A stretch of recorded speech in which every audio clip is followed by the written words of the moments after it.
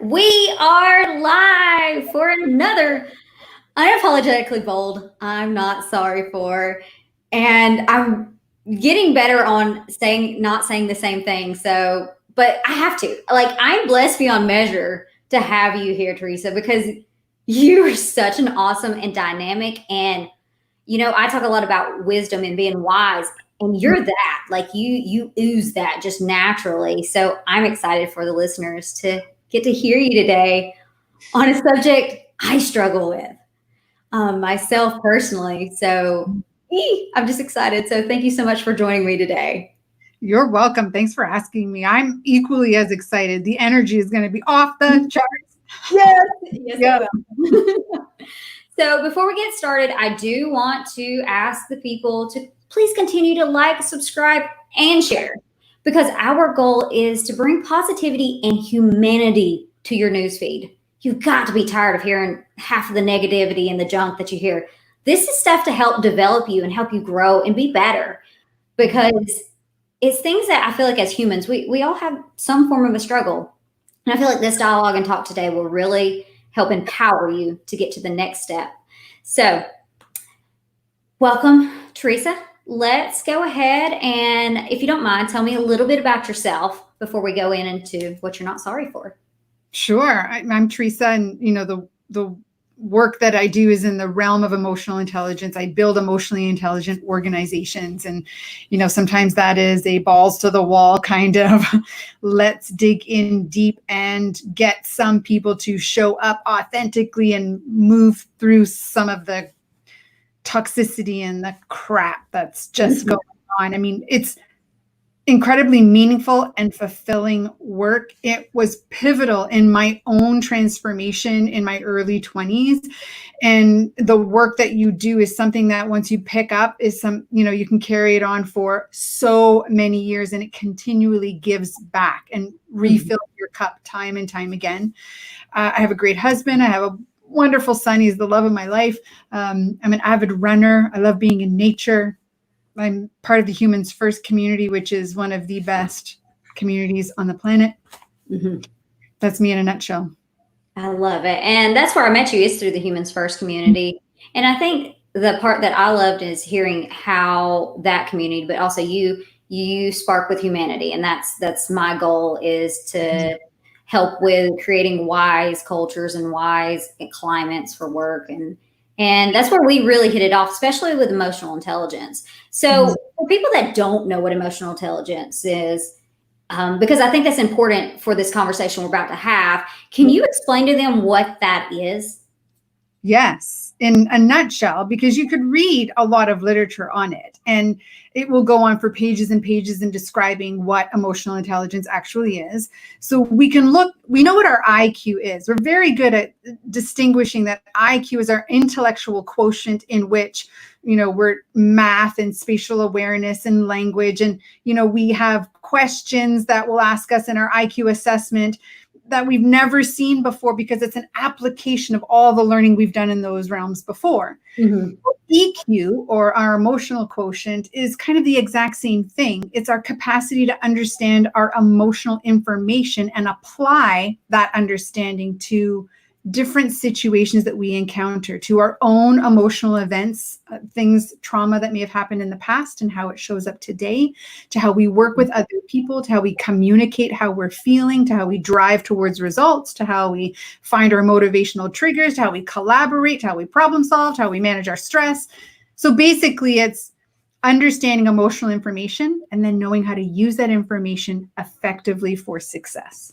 Yes, and I think that's the big part, is that the research is showing that it's actually more important to have EQ and how that is a success driver. You still need the IQ. But yes. The EQ is really a part of the success and having those conversations and how to have those talks that are needed. Yeah, it can matter more than our IQ when it gets in our way. When we're not emotional, because sometimes we can go days, on end and not have these emotional pendulum swings. We're neutral. That's a great way of describing it. Emotionally neutral. Mm-hmm. It's when we start to become emotionally unwell and the pendulum starts to swing to extremes, that the emotion drives our behaviors and we're incapable of accessing our IQ. Mm-hmm. So we can't even tap into our intelligence because our emotions are driving the bus. That's when our EQ matters more than our IQ. Mm-hmm. And I think too, a lot with fear and how that can help shut down your even accessing your IQ. And Mhm. if our emotions are this scared, especially during this time. And I think one of the things that can elicit that fear is having to speak honestly with people. Mhm. And I think that drives into our conversation we're going to have today about what you're not sorry for. So if we can go into that, what are you not sorry for? For calling people out on their BS. Mm-hmm. I'm not sorry for that. I'm never sorry for that. It always ends up being the right thing to have done. Mm-hmm. And I think the thing for me is like, it's a fear. It's that uncomfortableness of like, I need to say this. How do I say it? I like to people please people and I don't want to hurt their feelings, but also I know that assertiveness is needed for leadership. So Mhm. how has being or calling people out, how did that even come to be for you? Like, how did you get there? Point blank, as a kid, so it's always been there. And as a kid, you called children like that mouthy, so I was totally called mouthy by most people that were around me, lippy and sassy and all of those kinds of words, because the way I went about doing it was supercharged with that emotional temperature of being mouthy and lippy and sassy.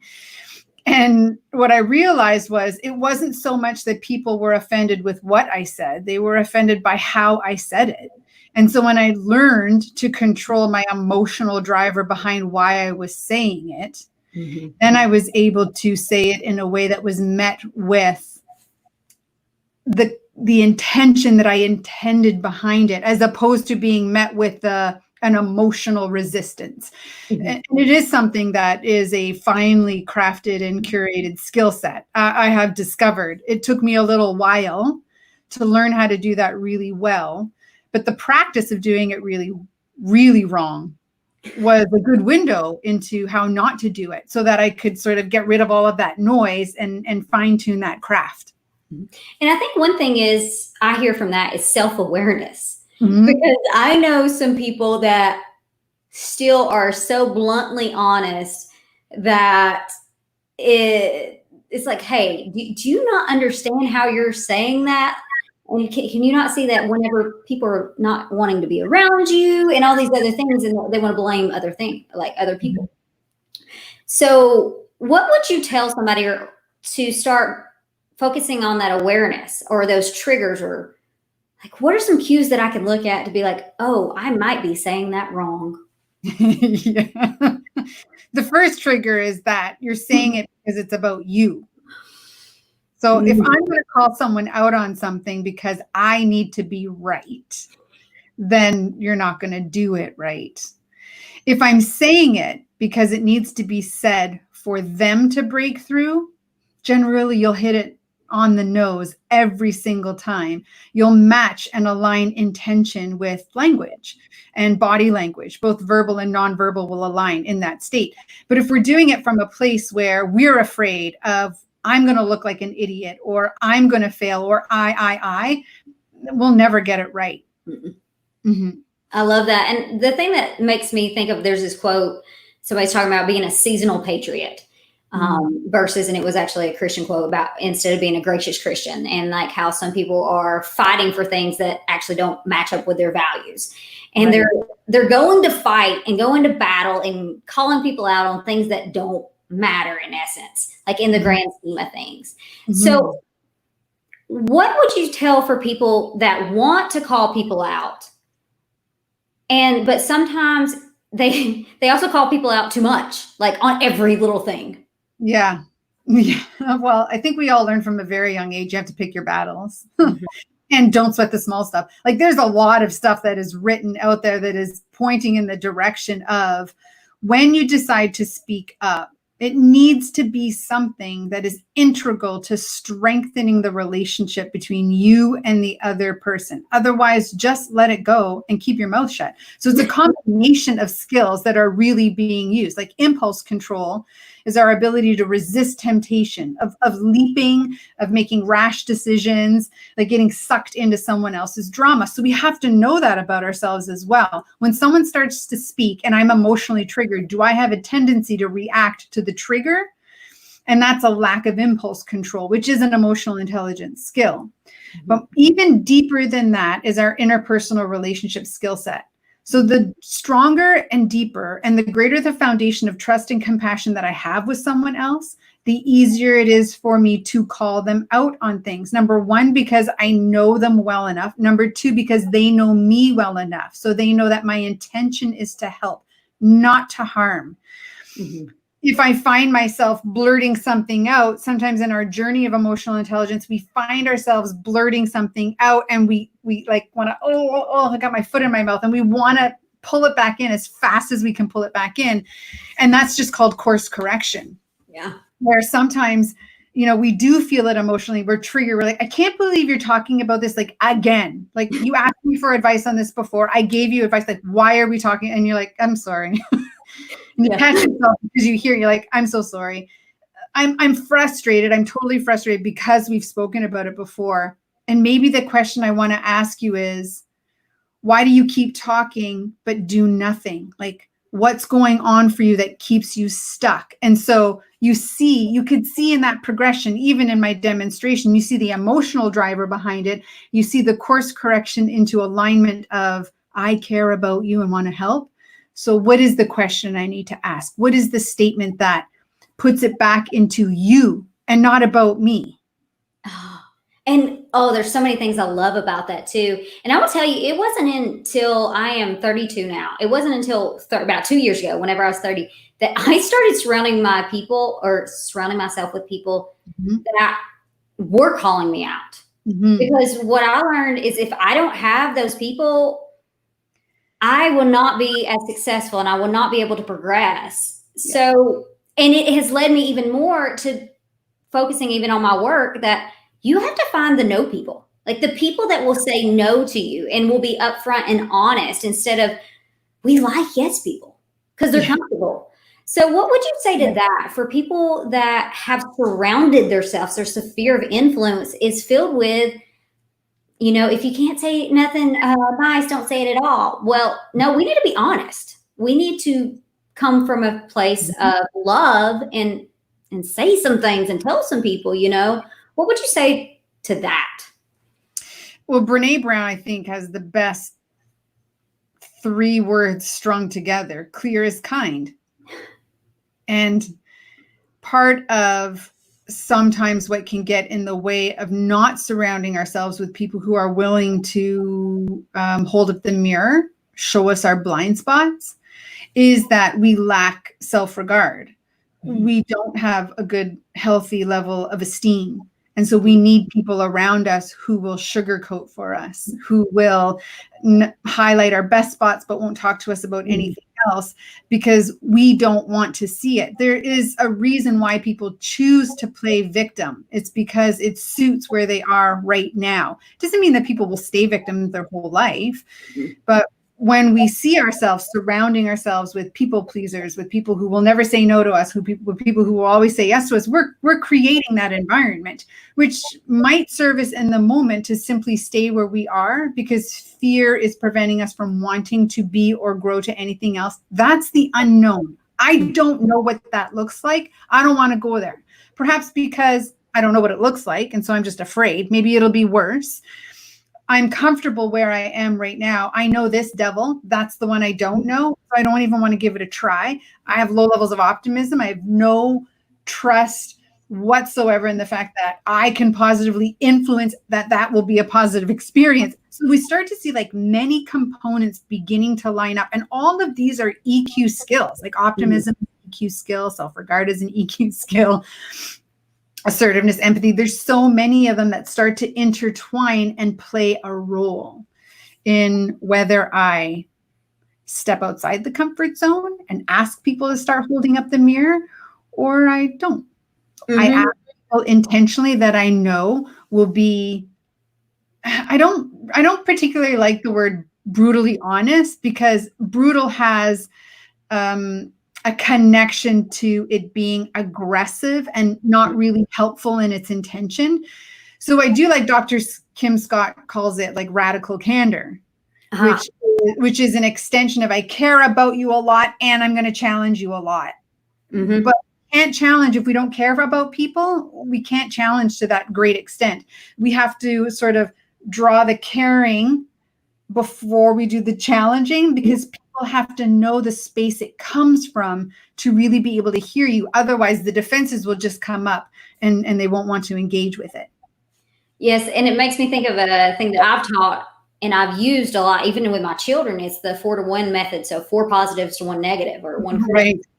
And the positive so that they know that you care, and the constant of saying, hey, I'm doing this because I love you. It's not because I think you're worthless and I don't think you're valuable. I think you're amazing. But, and it's the thing is, we don't use the word but. Correct. I love you and yes. And then comes the rest. So here's my question from this space. And I think that's powerful too, is that even I corrected myself, because that but is negating the good. Yes. And the conversation should be an and, or followed up with a new sentence on how much you care. That has been life-changing for me. And the slow progression of ways to learn to apply this to people. So my next question for you is, when is the first time you called somebody out on their BS and you're like, I did that right and it worked? Oh, so you said you're 32, so maybe your memory of your life. I'm 47, so like the first time I did that and it went right. I have a memory being quite young, and even though the delivery was potentially off-putting, because I did get in trouble for the delivery, the behavior afterwards changed. So I knew what I said hit the mark. I knew how I said it wasn't appreciated. It was with my mom, and it was around how she disciplined us. And I told her, this is not right. Basically, we were disciplined in a line. So, one of 4 kids. Generally we conspired and did stuff anyways, but there was never any asking about who did what and seeking the truth and, then disciplining the appropriate party. Everyone just lined up and got a spank. And then my younger sister generally got away with it because, number one, she's the youngest, and we lined up by age. So I was second in the group, then my brother, and then my younger sister, and my older sister was first. And it was always quite interesting because when we got to the end, she was crying for so long. My mother would always say to her that it seems like you recognize that you were in the wrong, and so she wouldn't get spanked. And I was like, well, that's not right. I recognize I was wrong before getting spanked either, but you didn't really ask me. And so I called out on it. And I recognized afterwards that some more dialogue happened beforehand, and then the spanking went down the line. Yeah. And I think this also relates back to a previous guest that I had on, Hayden, and he talked about being powerfully kind and stepping up in our assertiveness, but being powerful is it's not really a bad thing, that we want to be actually powerfully kind together. So be assertive and own our voice, but in that we do have to know ourselves. So how have you developed that skill over time to combine like being powerfully kind? It is a cultivation of the relationship skill first. And then very close behind that is my own emotional self-awareness. So the recognition of when what is driving what I want to say comes from a behavior is in conflict to my core value. And so I'm going to speak up because I'm speaking about something that I believe is unjust. And is it necessary for me to speak in this moment and call them on something if what they're doing is in alignment with their own value system? Why does it matter if it's in conflict to mine? Am I doing it to help them, or am I doing it to help me? Am I doing it just because I'm upset and I think they should know that I'm upset? Like, what's the benefit? So the weighing of that sort of cost benefit analysis of speaking up, and you think like sometimes it's in a moment's flash that you justify. We make decisions emotionally, we justify them rationally. So I may have decided I'm going to speak up, but between then and justifying rationally, I have to note, am I justifying rationally as in logical, my IQ is turned on and I'm being objective, or am I justifying still an emotional temperature? Like I'm still justifying under my emotional of that is pissing me off. And so that's why I can speak. So there's this cultivation of that skill set of being able to really listen to what someone else is experiencing. So empathy is a huge skill that is used in calling people out on their BS. Because when you call someone out, it isn't about you saying what you think. It's about asking the next question. That is, in essence, calling them out on it. Mm-hmm. It just isn't a statement. It's not an opinion-based statement. It's a question that allows them to explore the truth around what they're talking about. That is huge. And I found that out in engineering aspect and past work and coming in and making it their idea and the power Right. of that. And it even makes me think of a conversation I had today with a friend, and she knows what she's doing. And she knows what she's talked about it time and time again. And I just asked a question, or she had a statement about what she should do. I'm like, but do you know what you need to do? She's like, yeah, I know. I know what I need to do. I just don't want to. I'm like, okay, at least you're aware enough to be able to, one, not stop the conversation, but to know where I stand. Yeah. And to be able to follow through. And I think that's something too for us that are people pleasers like me. It's like we want to hear everything out, but it also is emotionally draining at times. And so how can we make sure what you talked about is emotional temperature? Not only make sure that we're not drained out and we're gone and we're depleted, how can we be self-aware, and how has the power of calling people out helped in that, or helps in that? So when I'm coaching individuals in emotional intelligence, you have to build that foundation of trust, compassion, caring, kind. You have to build that foundation very quickly because it does not take long for people to start to hide behind their armor in emotional intelligence, because there are deep, difficult things to look at and discuss. And we don't make headway in EQ development if they're unwilling to discuss it. But also, when people get stuck in their own narrative, you have to call them on the narrative, because that's how they disrupt the cycle of the emotional spiral, which leads to toxic behaviors. So one of the things that's really quite important to do is to describe the nature of how we're going to go about the relationship and put it on the table up front. So when I work with people, I just point blank tell them. When I was a leader of people, I did the exact same things. Like I will set very clear expectations, and I will call you on them when you don't do them. How do you like to be called on them? So I ask people for like, how do you like to be called on it? Knowing that it's going to happen, this is your opportunity to set the tone for how it happens. If you don't have a how, I'm just going to go about it the way that I go about doing it. And I will describe to them in that moment, so this is one of those moments when an expectation wasn't met, and I'm going to call you on it. So I preempt it for them, and then I just go ahead and do it. In emotional intelligence coaching, when people just say, I learned this when I was a kid, and I carry it with me, and I think it's a good thing. And I'm like, that's ridiculous. Like, can you just say it again that you think it's a good thing? I want you to hear yourself say that back and honestly say to me that you think that's a really good idea. Yeah. And getting them even to like the jarringness of it, and getting them to say things over again and then go, no, it's not really a good idea, but it helps me to excuse things away. I'm like, yes, it's a crutch that you use to excuse behaviors, but you told me you're looking to grow beyond these behaviors. So why in this session did you feel it was necessary to bring up something that's a crutch and then say it's a really good thing? Like, that's total bullshit. It's not a good thing.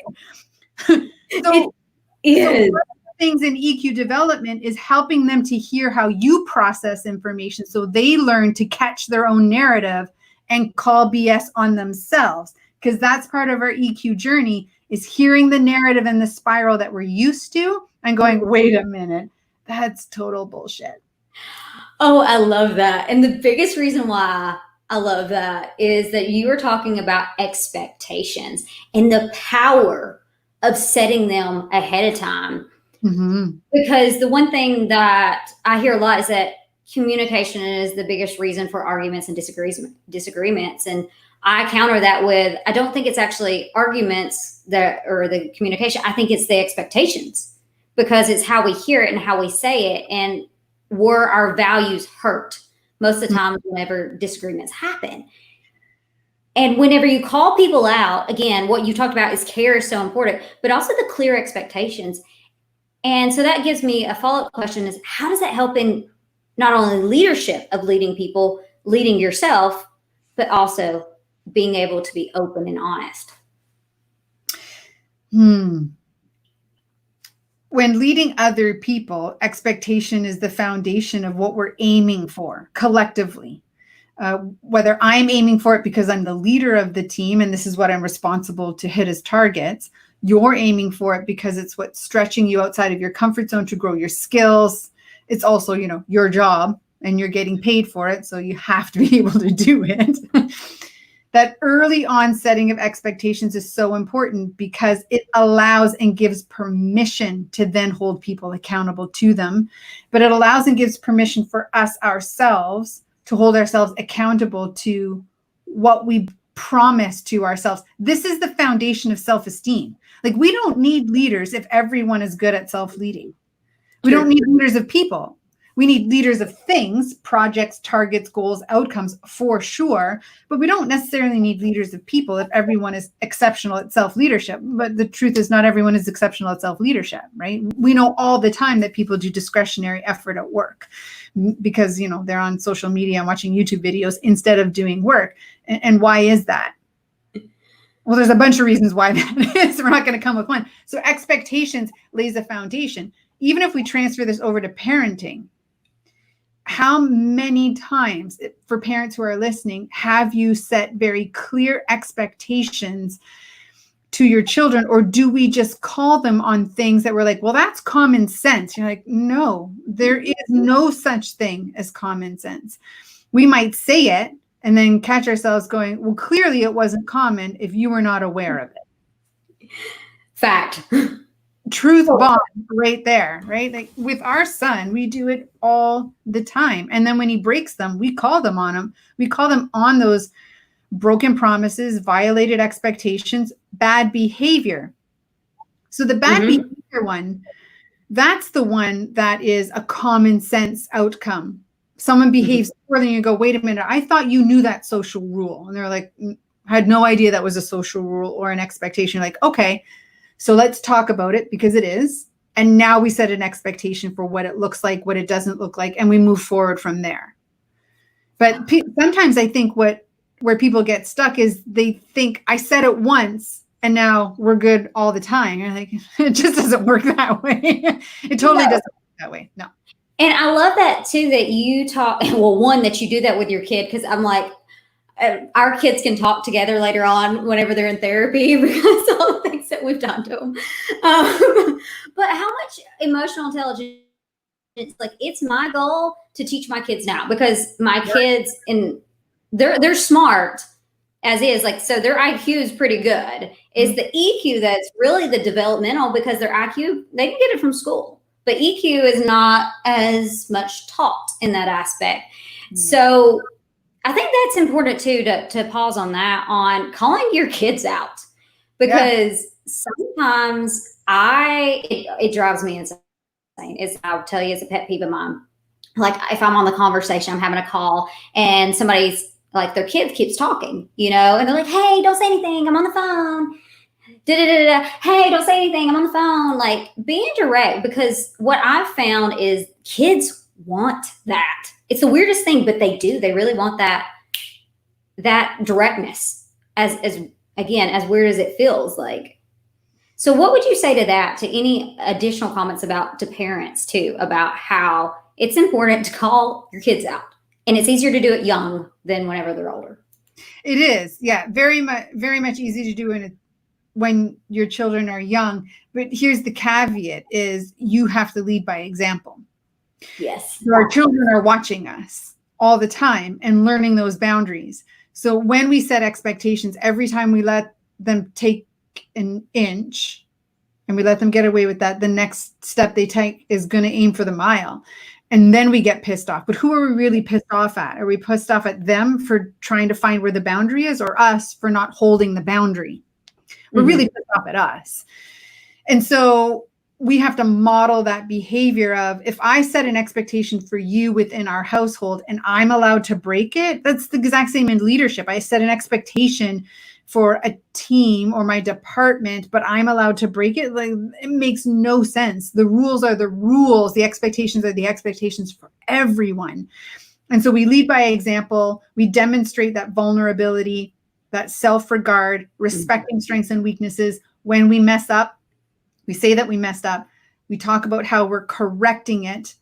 And then we ask for kindness and generosity as we work towards correcting it. So then when we call other people on it, they're receptive to being called on it, knowing that, oh, they do that for themselves. And I know that it's not about beating me up, and I'm psychologically safe and they still care about me because I watched them do it with kindness to themselves. And now I'm seeing them do it with kindness to me as well. And this really, really strengthens a relationship, like bonds so deep, roots so sturdy, that you can then talk about anything under any circumstance with anyone at any time, no matter sort of the catastrophe that it may seem to be. They'll be willing to dive into that conversation with you. And that's a fact. Some people know that I had my kid out of wedlock, and the biological of my son, he's never met him, but lately he's been asking questions because we've had some medical issues. And it's amazing the aspect of building those skills at such a young age, that we're having deep conversations that had scared me and I'd cried about for years, thinking about, how is he going to turn? Is this going to mess him up for life? And he's like, okay, like, I understand. And this is, he asks some blunt, straight up questions, and I answer them, and we're about our way, and how I had processed it would be like, this is going to be awful, So it's very important, like you said, with your kids, and the power of that. So I appreciate you for talking about that and putting that into this dialogue, because my thing that I love about being unapologetically bold is it affects work and life. We're human everywhere, and being open and honest, and what we say is hot. So humble, open, and honest, and transparent. It matters. So with that, I do want to give you the final words. What would you say to somebody that keeps apologizing for calling other people out on their BS? One of the watch outs in how you do it is try to avoid the why question. Why did you do that? Why are you saying that? Why are you acting that way? Why is a very emotionally charged question, and it is laced with assumption and bias and judgment. And so when you want to call people out on their BS, stay clear of the why-based questions and phrase the question back in a, what is that all about? How is that impacting you right now? If you were to try something different, what would you try differently? Is that really true? Like, where's the proof that what you're talking about is actually true? And then you might be able to get to the why question after 3 or 4 or 5 of those other W questions and H questions.